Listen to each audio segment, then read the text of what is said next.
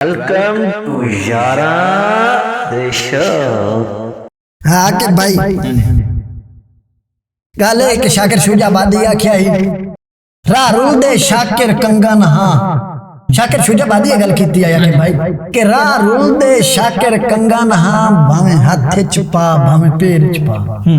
शाकिर साहब साढ़े वास्ते बड़े काबिल एहतराम है, बड़ा एक बड़ा नाम आंदा उन्होंने सिर पागे अदब दी। लेकिन गल ये भी जी गल होवे ना एक उतना में इतफाक नहीं कर दूंगा भाई ये जेडे होंदे ना कंगन ये पैरां च कदी कंगन नहीं पाए गए, ये हमेशा कलाई च पाउंदे उन्हां दी जीनत होंदे पैरां च कड़े पाउंदे पैरां च कड़े। हां जी ओ मैं क्या हाथ समझा के भाई हाथ साले मघत जा है कुंगले।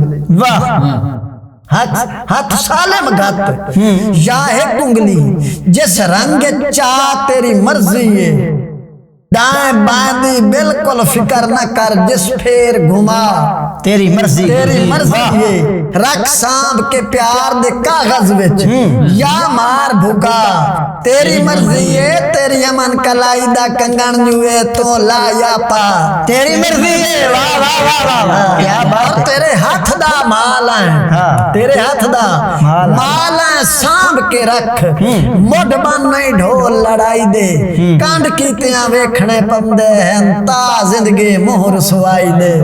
जदा अमन मनंदा डाडा है केड़े फायदे जोर अजमाई दे। ओ कच समझ के सजन खड़ा बासे औखे लबदन कंगन कलाई दे। वाह वाह वाह मेहरबानी।